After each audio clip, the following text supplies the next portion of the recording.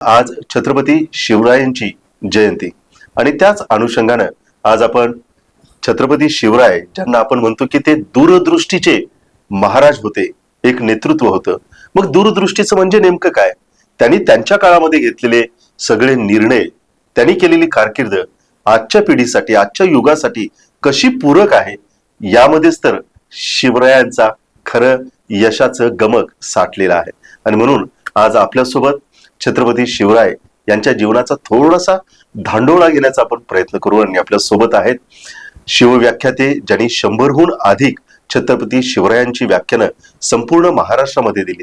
सध्या कोल्हापूरच्या बन्सल क्लासेसचे ब्रँच मॅनेजरची जबाबदारी त्यांच्यावरती आहेत. अनेक विद्यार्थ्यांसाठी एक आशेचं केंद्र म्हणून त्यांच्याकडे पाहिलं जातं. ते योगेश सूर्यवंशी आपल्या सोबत आहेत. सर नमस्कार. नमस्कार सर.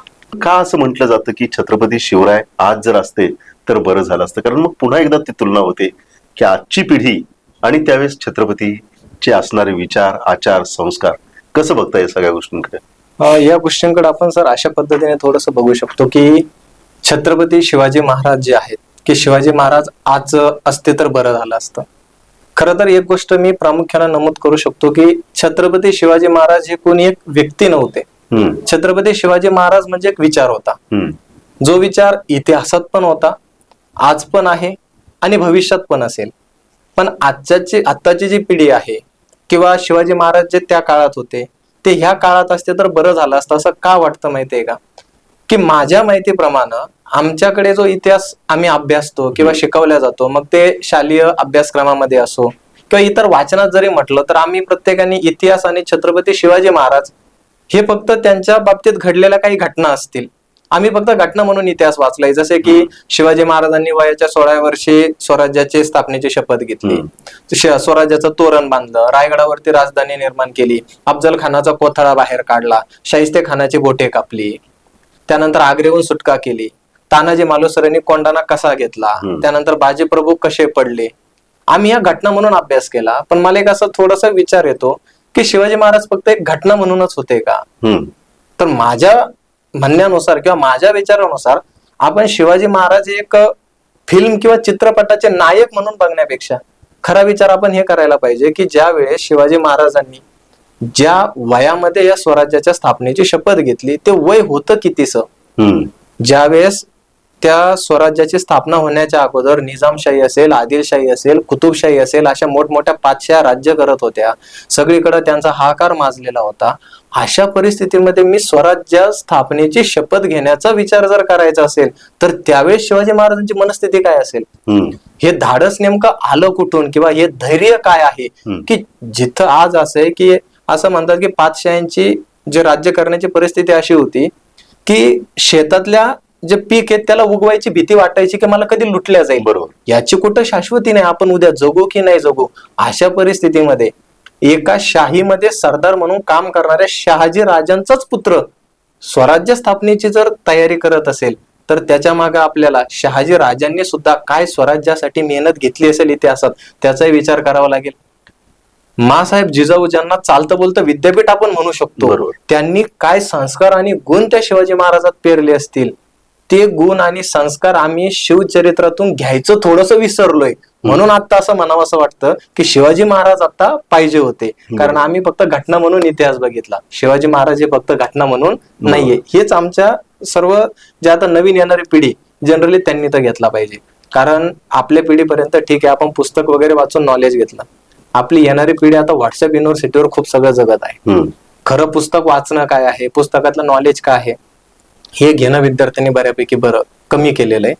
त्याच्यासाठी आपल्याला हे काम करावं लागेल की शिवाजी महाराज काय होते हे विद्यार्थ्यांना किंवा आमच्या येणाऱ्या भावी पिढीला सांगावं लागेल.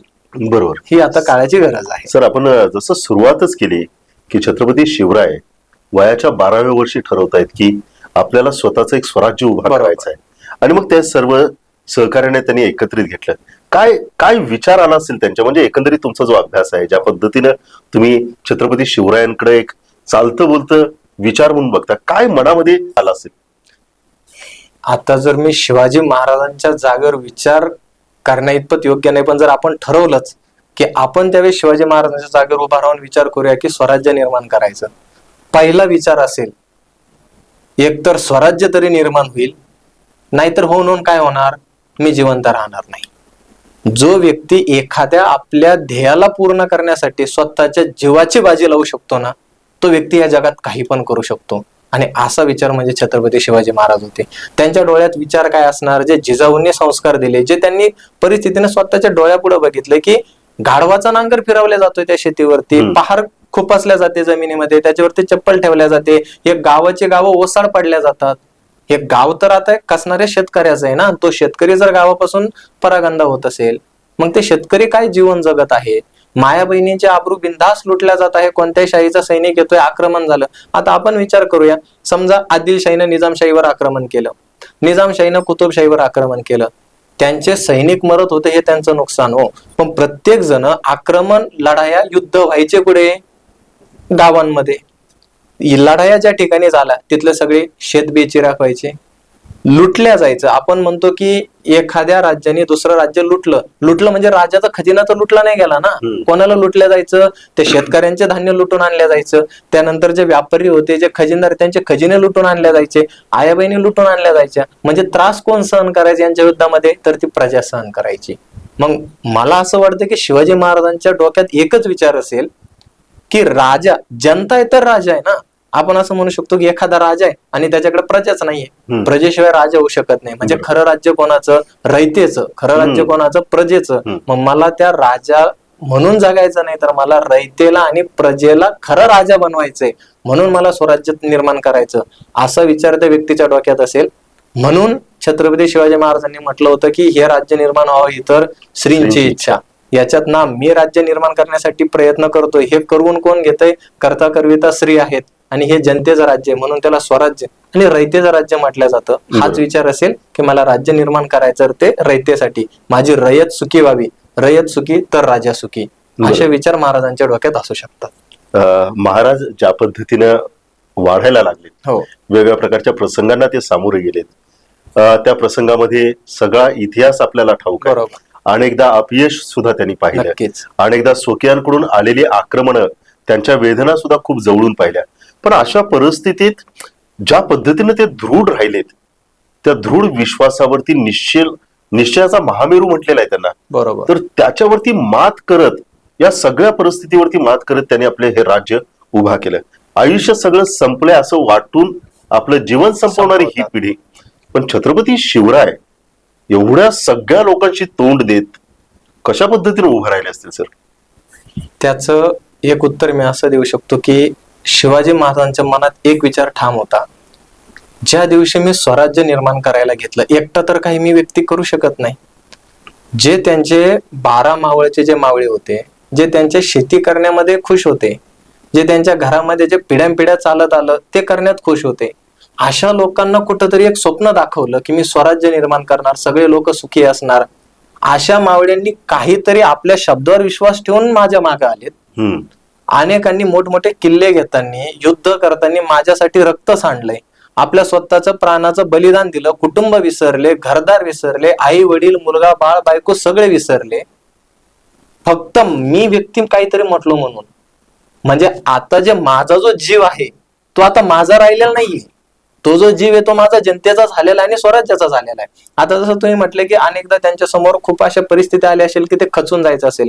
एक साधं उदाहरण बघा ना, आपण ज्यावेळेस विचार करतो की राजा जे आपले मिर्झा जयसिंग आहेत, त्यांनी महाराजांवरती आक्रमण केलं. महाराजांनी 40-45 किल्ले त्यावेळेस जिंकलेले होते. 10-12 वर्षामध्ये एवढं सगळं साम्राज्य उभा करायचं, त्याच्यासाठी अनेकांनी आपल्या प्राणाच्या आहुती द्यायच्या आणि त्याच्यातले 23 किल्ले देऊन टाकायचे करार म्हणून की हे 23 किल्ले घ्या. म्हणजे जे तुम्ही एवढं मोठं स्वप्न पाहिलं साकार झालंय नजरेपुढं आणि अचानक पत्त्याचा बंगला कोसळावा, असे 23 किल्ले दिले. मला सांगा त्यावेळेस महाराजांची परिस्थिती काय असेल? 23 किल्ले जर एखादा व्यक्ती जर देतय साम्राज्यातला आणि स्वतःचा बापजाद्याची जहागीर मिळवलेली नाहीये किंवा ते कोणाकडून मुक्त गिफ्ट मधून बक्षीस म्हणून भेटलेलं नाहीये, लोकांच्या रक्ताची आहुती गेलेली, ते 23 किल्ले दिले, त्यावेळेस आपण मनस्थितीचा विचार करावा की महाराजांचं किती संयम त्यावेळेस त्यांनी राखला असेल. कारण नक्कीच त्यांच्या डोक्यात विचार असेल की मी आता जीव देईन, पण हा जीव माझा थोडाच आहे की मला वाटलं मी द्यावा. मग आपले जे सगळे महाराजांना मानणारे सर्वजण आहेत, त्यांनी ही गुण महाराजांकडून घेतला पाहिजे की 23 किल्ले देऊन सुद्धा महाराज जर संयम राखत असेल तर आपल्याला मोबाईल भेटला नाही, प्रियसी नाही म्हटली, शेतकऱ्यालाही मी सांगतो 1 वर्षाचं पीक गेलं म्हणून आम्ही आत्महत्या करतो, त्यावेळेस शिवाजी महाराजांचा तो इतिहास आठवा. म्हणजे फक्त मिर्झा जयसिंगांना महाराजांनी कसं तोंड दिलं हे आठवू नका, त्याच्या बरोबर. पाठीमागं महाराजांचे विचार काय असतील, तो कणखरपणा तो काय? कणखरपणा काय असेल हे आम्ही इतिहासातून घेतलं पाहिजे, तर आम्ही या सगळ्या गोष्टीतून बाहेर पडू शकतो. ज्यावेळेस स्वराज्य उभारीला लागलं होतं, कुठंतरी चांगले सोन्याचे दिवस आले, अचानक शहाजी महाराज सोडून गेलेत आणि मासाहेब जिजाऊ सती जायला निघल्या, त्यावेळेस शिवाजी महाराजांचं मन काय म्हटलं असेल की ज्या मासाहेबांनी स्वप्न दाखवलं, स्वराज्य मी उभा करतोय, स्वराज्य आता फुलणार आहे, आणि ज्यांच्यामुळे स्वराज्य निर्माण झालं ते जर सत्य जात असतील, त्या जर स्वराज्य बघायला नाहीयेत, तर मग मी स्वराज्य निर्माण करून काय फायदा असेल. त्यावेळेस महाराजांची मनाची परिस्थिती काय असेल. ज्यावेळेस आपल्या स्वतःचं पोटाचं पोरग जे छत्रपती संभाजी महाराज आहेत, त्यांच्यावर घरातच राजकारण होत असेल, स्वतःच्या मुलावरती काही आरोप लावल्या जात असेल, ज्यांच्यावरती अख्खं स्वराज्य विश्वास ठेवतंय, ज्यांना बाजीप्रभू देशपांडे म्हणतात की लाख मेले तरी चालतील पण लाखांचा पोशिंदा जागला पाहिजे, त्याच्यासाठी बाजीप्रभू जोपर्यंत तोफेचा आवाज होत नाही तोपर्यंत शरीराची असा इंच भाग राहिला नव्हता की ज्याच्यावर कुठं जखम झाली नाही, तरी बाजीप्रभू जर दानपट्टा घेऊन लढत असेल, अशा राजाच्या घरात जर स्वतःच्या मुलावरती थोडंफार राजकारण होत असेल तर त्या व्यक्तीला मनाला वेदना झाली असेल, त्यावेळेस त्यांना जीव द्यावा वाटला नसेल का. असे खूप सगळे प्रसंग आहेत, पण त्याच्यातून धैर्याने कणखरपणाने बाहेर निघलेत. ते गुण जर आम्ही इतिहासातून घेतला तर आत्महत्या वगैरे ह्या गोष्टी खूप कमी होऊ शकतील. सर, त्याचबरोबर अलीकडच्या काळामध्ये वर्तमानपत्रामध्ये आम्ही वाचत आहोत ते म्हणजे महिलांवरचे अत्याचार, आणि कधी कधी मग नकळत म्हटलं जातं की आमच्या छत्रपती शिवरायांच्या काळामध्ये असं घडत नव्हतं. काय नेमकी ती जरब शिवरायांनी बसवली होती? जरब तर शिवरायांची होतीच. जसं की आपण बघतो की एका पाटलाने स्त्रीवर अत्याचार केले म्हणून त्याचा चौरंगा ज्यावेळेस छत्रपती म्हणून राज्याभिषेक झालेला नसताना सुद्धा करण्याची ताकद ज्या व्यक्तीमध्ये आहे.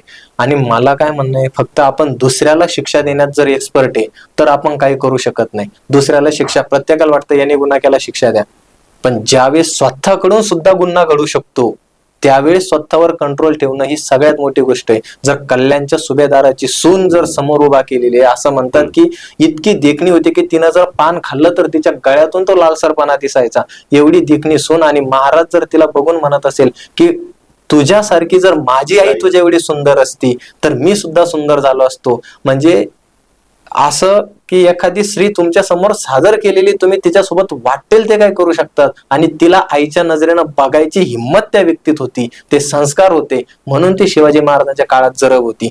उगच एवढ्या अंधाराच्या कडा उतरणारी हिरकणी स्वराज्यात सापडली नाही, कारण तिला त्यावेळेस विश्वास होता मी कितीही अंधारातून कडा उतरले तरी माझ्यासोबत दागा फटका तिथं कुठल्याही प्रकारे होणार. बरोबर. आज जर आपण बघितलं जुन्या काळात काय होतं की समजा कॉलेजातल्या मुली असतील, त्यांना जर आपल्या कॉलेजचे मुलं रस्त्याने येता जाता दिसले तर त्यांना आधार वाटायचा. गावातील जर स्त्रीला जर गावातले पुरुष पुढं बाहेर गावी जाताना बस स्टँडवर वगैरे जर मिळाले तर बसची वाट बघण्यासाठी तिला आधार असायचा बस येईपर्यंत. आज आपण वर्तमानपत्र वाचा, भाऊ, वडील, शिक्षक ह्या ज्या भूमिका आहेत त्यांना सुद्धा काळीमा फासला गेलाय. आणि आम्ही फक्त काय करतोय, शिवाजी महाराज आम्हाला फक्त शिवजयंतीला आठवत आहे. याचं कारण ते आम्ही शिवाजी महाराजांचा इतिहास हा फक्त एक अनेकांनी करमणूक म्हणून वाचलाय. इतिहासातून शिवाजी महाराजांचे गुणधर्म घेतले नाहीत, हे घेणं फार गरजेचं आहे. ज्या दिवशी प्रत्येक शिवाजी महाराजाला मानणाऱ्या प्रत्येकाने शिवाजी महाराजांचा एक जरी चांगला गुण विचार आपल्या मनामध्ये जर घेतला आणि आत्मसात केला तर वर्तमानपत्रात येणाऱ्या 50% पेक्षा जास्त बातम्या कमी होतील, याची मला शाश्वती आहे. सर, महिलांच्या बाबतीमध्ये महाराजांची ही जरब होती, आणि त्याच पद्धतीनं महिलांच्या विषयी आदर सुद्धा महाराजांचा ठाई ठाई जाणवतो.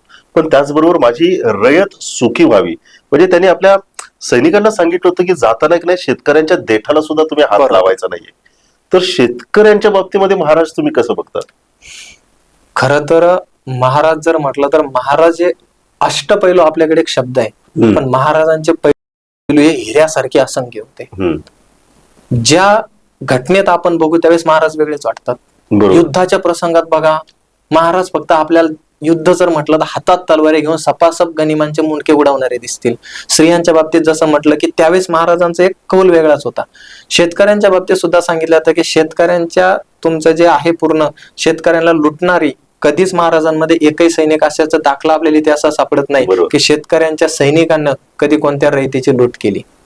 इवन जर तुम्हाला काही घरं वगैरे बनवायचे असतील सैनिकांना किंवा लाकडाची गरज जरी पडली तर शेतकऱ्याला विचारल्याशिवाय त्याच्या बांधावरल्या एका झाडालाही कुऱ्हाड लावू नका, ही सक्त ताकीद आपल्या सैनिकांना महाराजांनी दिलेली होती.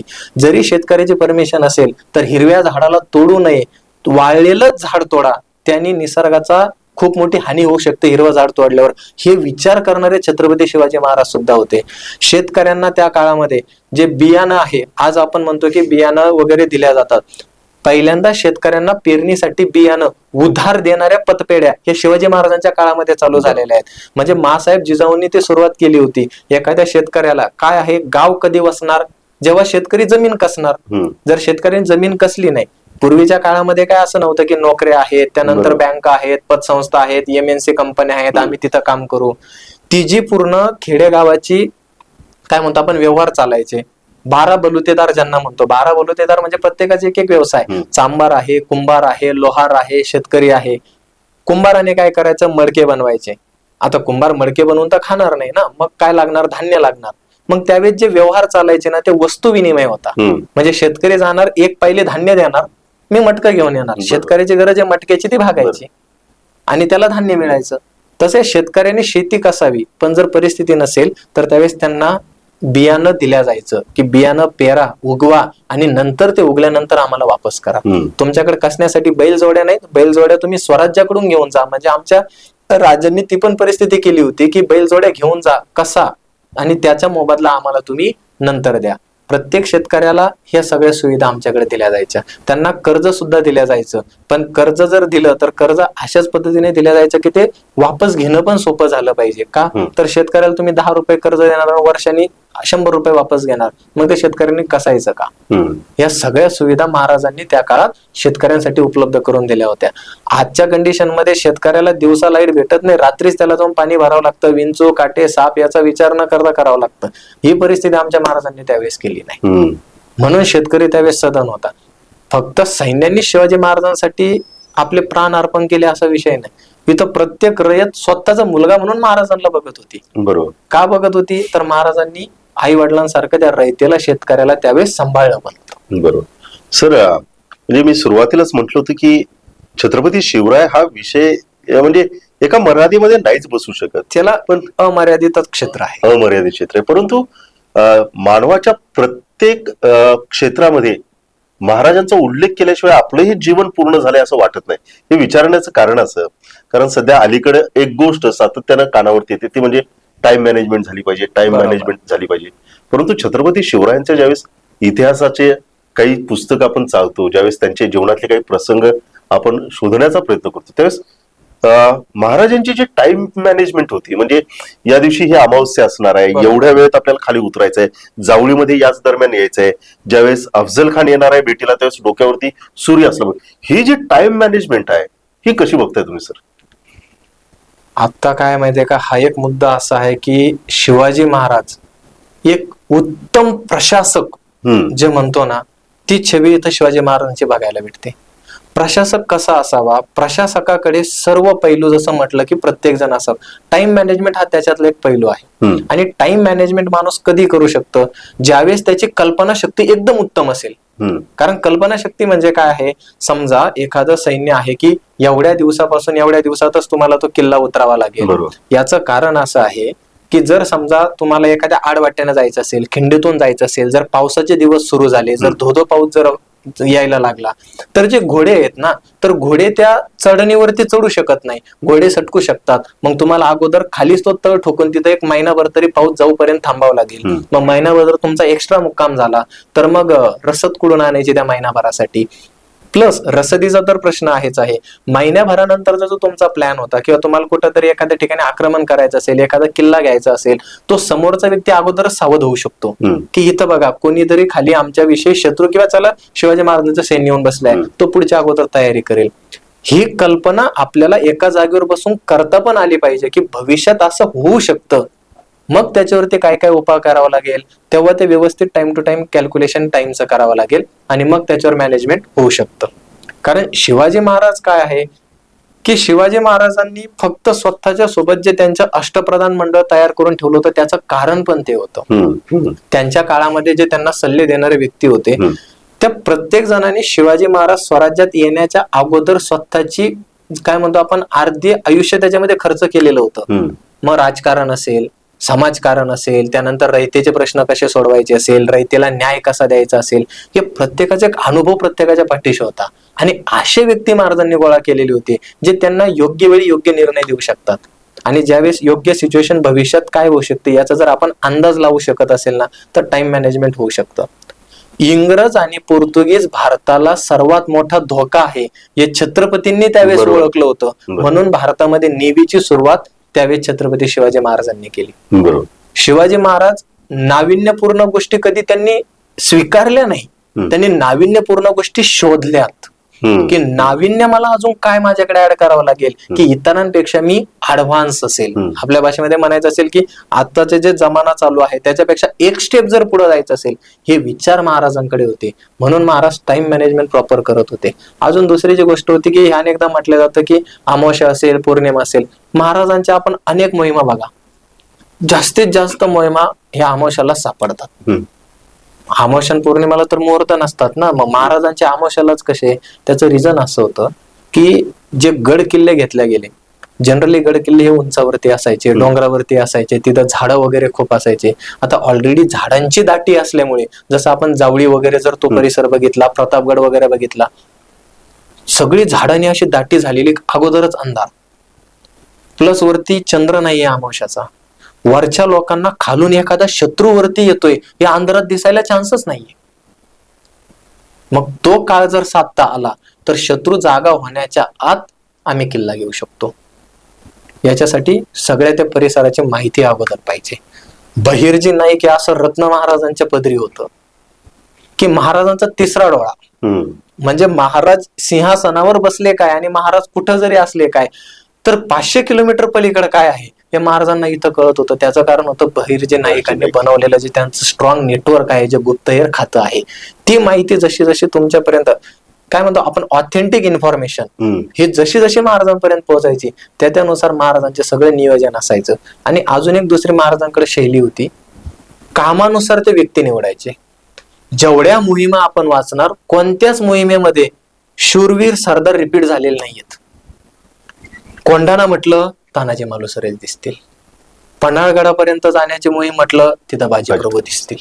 म्हणजे प्रत्येक मोहिमेसाठी योग्य मोहिमेला त्या क्वालिटीचा आणि ते नेतृत्व गुण किंवा ती लढण्याची क्षमता शोधणारा माणूस महाराजांनी वापरला. योग्य निवड ही सगळ्यात मोठी गोष्ट होती. असे खूप सगळे पैलू जे आपण महाराजांचे उलगडू शकतो. अनेकदा अनेक शिवव्याख्याते असे म्हणतात की छत्रपती शिवरायांना डोक्यावरती घेऊन नाचण्यापेक्षा शिवरायांचे विचार हे डोक्यामध्ये येणं खूप गरजेचं आहे. असे काय विचार आहेत सर की ह्या पिढीनं ते आत्मसात करायला हवी? आता विचारांमध्ये शिवाजी महाराजांचं तुम्ही बुद्ध काय म्हणतो आपण बौद्धिक जे चातुर्य आहे ते बुद्धी चातुर्य घेऊ शकतो. धैर्य घ्या, संयम घ्या, त्यांची न्याय प्रवृत्ती घ्या, शेतकऱ्यांविषयी असणारे त्यांचे तळमळ. न्याय प्रवृत्तीच्या विषयी काय सांगा? शिवाजी महाराजांचं न्याय प्रवृत्ती जर म्हटलं तर त्या व्यक्तींनी असा कुठेही इतिहासात तुमचा उल्लेख नाही की त्यांच्याकडे काहीतरी दोघांच्या तक्रारी आल्या आणि कुठलंही त्याची खातरजमा न करता शिक्षा दिली किंवा याचं काहीतरी ऐकलं समोरच्याला शिक्षा दिली. याचं बेस्ट एक्झाम्पल सांगतो. ज्या वेळेस अफजल खानाची स्वारी झाली, अफजल खानाने रस्त्यातल्या सगळ्या राजांना सरदारांना पत्र लिहिले होते की मला येऊन मिळा नाहीतर मी तुमचे मुंडके छाटील. बरोबर. त्याच्यात खंडोजी खोपडे होते जे महाराजांकडे न जाता अफजल खानाकडे गेले. महाराजांनी अफजल खानाचा परागदी कोथळा फाडून मारलं, सगळ्यांना माहितीये. त्यानंतर अनेक जण सरदार परत शिवाजी महाराजांकडे वापस येत होते. खंडोजी खोपडे महाराजांकडे यायचं होतं पण ऐन वेळेवर धोका देऊन गेलं म्हणून त्याच्या मनात अशी भीती होती की शिवाजी महाराज माझं काय करतील. म्हणून त्या व्यक्तीने जेध्यांना मध्यस्थी केलं. जेध्यांना घेऊन शिवाजी महाराजांकडे गेले. जेध्यांनी मध्यस्थी केली आणि सांगितलं की खंडोजींना आपण अभय द्यावं. शिवाजी महाराजांनी शब्द दिला की जेधे तुम्ही म्हणताय मी त्याला अभय दिलं. मग असंच खंडोजी जेधेंना घेऊन अनेकदा यायचे, महाराजांना भेटायचे, नेहमी यायचे, महाराजांना भेटायचे. आणि एक दिवस खंडोजी एकटेच आले आणि त्यांनी सांगितलं की महाराज ज्या जेधेंना घेऊन मी तुमच्यापर्यंत आलो ते जेधे स्वराज्यद्रोही आहेत. मग त्यावेळेस महाराजांनी हा विचार नाही केला की हा व्यक्ती काहीतरी सांगतोय नक्की खरं असन, मग लगेच जयदेवना बोलून त्यांच्यावरती पूर्ण काय खटला बसवला नाही. त्यावेळेस महाराजांनी त्या खंडोजीचा एक हात आणि एक पाय काढला की जो व्यक्ती तुला इथपर्यंत घेऊन आला, ज्या व्यक्तीने तुला अभय देऊ केलं, त्या व्यक्तीविषयी तू माझ्याकडे असं उलट सांगतोय. त्यावेळेस महाराजांनी त्याचा एक हात आणि एक पाय काढला आणि तोच खंडोजी परत खाली जाऊन जयदेवना काय सांगतोय, बघा महाराजांनी तुमच्या शब्दाचा मान राखला नाही, महाराजांनी माझी अवस्था केली. त्यावेळेस महाराजांचे न्याय जे आपण म्हणतो तर्कसंगतीला धरून जो होता तो न्याय त्यांचा होता. खरं तर महाराज अगोदरच मुंडकं उडवू शकत होते, पण किंवा महाराज डायरेक्ट जयदेवांवरती आरोप लावू शकत होते की तुम्ही देशद्रोही आहात, पण हा किंवा ही कंडिशन कधी महाराजांकडून झाल्याचा इतिहासात तरी आपल्याला सापडत नाही. जर रयतेचाही वाद असेल तर कोणत्याही वादाला जोपर्यंत त्यांचं न्यायपीठ बसत नाही, सगळे पुरावे वगैरे समोर येत नाही, तोपर्यंत कधी कोणावर अन्याय झाल्याचं इतिहासातल्या सगळ्या बखरी उचकून बघा, सगळे शिवचरित्र उचकून बघा, आपल्याला असं कधीच सापडणार नाही की शिवाजी महाराजांकडून कोणावरती अन्याय झाला. सर, आपण सांगत होता की शिवाजी महाराज हे न्यायप्रविष्ट होते, संयमी होते, धीरोदत्त होते, दूरदृष्टीचे होते. आता दूरदृष्टीवरूनच एक छोटासा प्रश्न विचारायचा वाटतो की महाराजांच्या जेवढ्या जेवढ्या मोहिमा आहेत त्याच्यामध्ये आपण जसा उल्लेख केला त्या पद्धतीने तानाजी मालुसरे आम्हाला दिसून येतात, बाजीप्रभू देशपांडे आपल्याला दिसून येतात. तर ह्या माणसांना हेरण्याचं काम महाराजांनी कशा पद्धतीने केलं होतं? आता माझ्या माहितीप्रमाणे तुम्हाला सांगता याच्यात एक सगळ्यात महत्वाची गोष्ट अशी की शिवाजी महाराजांनी स्वराज्य हे निर्माण केलं, पण निर्माण कसं केलं, त्यांनी दुसऱ्याच्या पक्षातले माणसं फोडून स्वतःचा पक्ष तयार नाही केला असं मी म्हणू शकतो. स्वराज्य निर्माण व्हावं हे तर खरं जे स्वप्न उदयास आलं ना, ते ज्या बुद्धीतून आलं ते म्हणजे स्वतः शहाजीराजे भोसले शिवाजी महाराजांचे जे पिताश्री आहेत. बरोबर. पण त्यावेळेस जर ते स्वराज्य निर्माण करायला गेले असते तर त्यांना स्वराज्य कसं निर्माण करावं लागलं असतं की जे मराठे सरदार आदिलशाही ते जे म्हणजे कुतुबशाही ते निजामशाही ते सरदार त्यांना वापस आणावे लागले असते, मग त्यांना स्वराज्य पटवून द्यावं लागलं असतं. पण ऑलरेडी ज्या सरदारांनी ऑलरेडी वेगवेगळ्या शाह्यांचं मीठ खाल्लेलं आहे, त्यांची इमानदारी अगदी महाराजांच्या काळात सुद्धा बघतो आपण, अनेक असे सरदार होते महाराष्ट्रातले ज्यांनी आपली इमानदारी अक्षरशः शेवटी आदिलशाहीच्याच पायावरती सोडली. असे जर व्यक्ती त्यावेळेस शहाजी महाराजांनी एकत्र आणून जर तयारी केली असती स्वराज्य उभारायचं, स्वराज्य कुठेतरी उभा राहिलं असतं, एखाद्या सरदाराचा कुठेतरी इगो हट झाला असता, मला मनसब दिली नाही, मला हे दिलं नाही, मी उद्या फितूर झालो, दुसऱ्या एखाद्या औरंगजेबाला बोलवून घ्या किंवा तुम्ही एखाद्या निजामशहाला बोलवून घ्या, आक्रमण करून स्वराज्य संपलं असतं. महाराजांनी इमानदारी कशी तयार केली की महाराजांनी मोठ्या सरदारांना आपल्यासोबत अगोदर घेतलंच नाही. जे स्वतःच्या वयातले लोक आहेत, जे दुसऱ्या शाह्यांविषयी इमानदार झालेले नाही किंवा ते तिकडं आकर्षित झालेले नाही, त्या लोकांना स्वराज्य दाखवलं. आणि दुसरं काय, मी राजा झालो पण तुमच्यामुळे झालो, मी म्हणजेच तुम्ही आहे. हा फक्त एक देह जो आहे तो माझा दिसतोय, पण या प्रत्येकामध्ये तुम्ही आहात. या सिंहासनावर जरी मी दिसत असलो ना, या सिंहासनाच्या 1% तरी तुझा अधिकार आहे. हे महाराज त्या सरदाराला फक्त बोलून नाही तर त्यांच्या कार्यातून सुद्धा दाखवत होते. मग प्रत्येकाची इमानदारी ज्यावेळेस जिंकू शकतो आपण, त्यावेळेस आपण काही पण करू शकतो. जर विचार करायचा म्हटलं, शिवाकाशीत ज्यावेळेस महाराजांचे कपडे घालून त्या पालखीतून जाणार होता, शिवाकाशीतला तर माहितच होतं मी पकडल्या गेल्यानंतर मृत्यूशिवाय माझ्याकडे दुसरा काहीच नाही.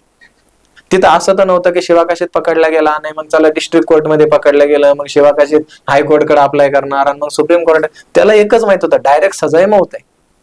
तरी त्या व्यक्तीचं एक स्टेटमेंट होतं, जन्माला येऊन जगलो जरी शिवाकाशीत म्हणून ना, तरी मरताना शिवाजी महाराज म्हणून जगेल, हा मला खूप मोठा अभिमान आहे. ही इमानदारी महाराजांनी त्यांच्यामध्ये निर्माण केली होती. का तर त्यांना वाटायचं की हा राजा म्हणजे एकटे शिवाजी महाराज नाहीये, मी म्हणजेच राजा आहे.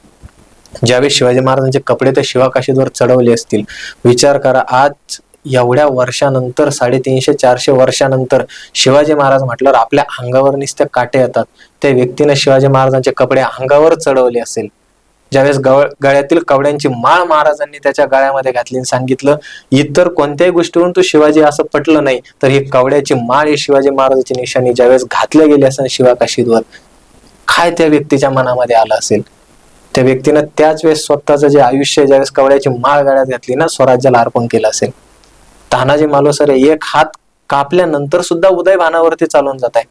80 वर्षाचा शेलार मामा ज्यावेळेस तानाजी पडले जात आहे, धारातीर्थी पडताय आणि सगळे मावळे पळायला लागतात, सूर्याजींनी दोर कापले, त्यावेळेस 80 वर्षाचा शेलार मामा त्या एवढ्या धिप्पाड उदय खानाला चॅलेंज देताय, 2 वारामध्ये खाली पाडून नळडीनं त्याचा घोड घेताय. ही प्रेरणा कुठून आली असेल प्रत्येकामध्ये? तर एकच प्रेरणा होती, लाख मेले तरी चालतील पण लाखाचा पोशिंदा जगला पाहिजे.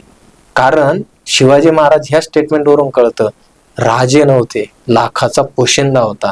आणि ज्यावेळेस पोशिंदा संकटात असतो ना, त्याच्या जीवावर जे जे व्यक्ती पोचले गेले ते प्रत्येक त्याची परतफेड करण्याचे प्रयत्न करतच असतात. आणि हेच कारण आहे की प्रत्येक मावळ्यामध्ये इमानदारी दिसून येते. सर, महाराजांच्या विषयी एकच शब्दामध्ये जर तुम्हाला महाराजांना जर मांडायचं असेल तर कोणता एक शब्द म्हणाल? महाराजांना मांडण्यासाठी एक शब्द जे आहे तो मला सापडणं अवघड आहे. कारण असा माझ्या वाचनामध्ये मराठीतला शब्द तरी मला सापडत नाही की ज्याच्यातून शिवाजी महाराजांचं वर्णन होऊ शकतं. फक्त शिवाजी महाराजांचं वर्णन करायचंच म्हटलं, आयडियल मॅन. देव आपण म्हणतो ना की माणूस हा चुकीचा पुतळा आहे, पण शिवाजी महाराज एक असे आयडियल मॅन आहेत की त्यांची चुकी सुद्धा रयतेच्या भल्यासाठीच होती. असं एक आयडियल मॅन म्हणजे आमचे छत्रपती शिवाजी महाराज. खरं म्हणजे कितीही गप्पा मारत बसलो तर छत्रपती शिवराय हा विषय संपूच शकत नाही. त्यांच्या अनेक गोष्टी, त्यांच्या जीवनातले अनेक पैलू हे फक्त तासन तास ऐकत बसावेसे वाटतात. आणि धन्य आपण आहोत की आपल्या या भूमीमध्ये छत्रपती शिवरायांचा जन्म झाला. आपण धन्य आहोत की छत्रपती शिवरायांच्या पदस्पर्शानं पावन झालेले अनेक गडकिल्ल्यांवरती आपण जाऊ शकतो. आणि त्या ठिकाणच्या त्या गडकिल्ल्यांच्या माध्यमातून थोडं का होईना आपण छत्रपती शिवरायांना ज्यावेळेस आपण श्वास घेतो त्या गडकिल्ल्यांवरती त्यावेळेस नकळत त्यांना अनुभवू शकतो.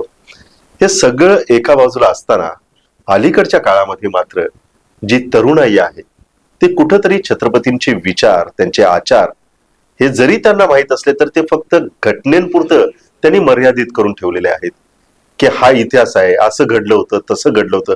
पण त्या घटनेच्या माग छत्रपतींचा किती मोठा व्यापक विचार होता. प्रत्येक गोष्ट, मग ती महिलांसाठी असेल, तरुणांसाठी असेल, कुटुंबवत्सल असेल, सैनिकांसाठी असेल, शेतकऱ्यांसाठी असेल, व्यवस्थापनाच्या बाबतीमध्ये असेल, प्रत्येक गोष्टीचं नियोजन किती आहे. आणि म्हणूनच सर म्हणाले, योगेश सर, की he is the ideal man. म्हणजे ज्याच्या पाऊलावरती पाऊल ठेवून आपण डोळे बिनदिक्कतपणे पावलं टाकू शकतो असा हा व्यक्ती. आजकाल महाराष्ट्रामध्ये अशी पावलं कमी झालीत की जिथं आपण आपला माथा टेकू शकू. पण एक मात्र असं व्यक्तिमत्व आहे की जिथं सगळं जग अभिमानानं आणि आदरानं त्यांच्या समोर माथा टेकवतो, आणि ते म्हणजे छत्रपती शिवाजी महाराज. तुम्हा सर्वांना छत्रपती शिवाजी महाराजांच्या या जयंतीच्या निमित्तानं पुन्हा एकदा शुभेच्छा देतो. शिवरायांचे विचार हे खऱ्या अर्थानं आपल्या जगण्यामधून प्रगट करू आणि त्यांनी पाहिलेलं स्वप्न स्वराज्याचं, जनतेचं आपल्या माध्यमातून, आपल्या कृतीतून थोडंफार साकारण्याचा प्रयत्न करू. आणि हीच शिवरायांसाठी एक मोठी भेट असू शकेल. पण तुर्तास आपण इथंच थांबू. आज आपल्यासोबत पुन्हा एकदा आठवण करून देतो की योगेश सूर्यवंशी सर आहेत, शिवव्याख्याते आहेत आणि महाराजांचे अनेक पैलू या निमित्तानं उलगडून दाखवण्याचा त्यांनी प्रयत्न केला. सर, आपण या ठिकाणी आलात त्याबद्दल मी आपल्या मनापासून आभार. थँक्यू, धन्यवाद.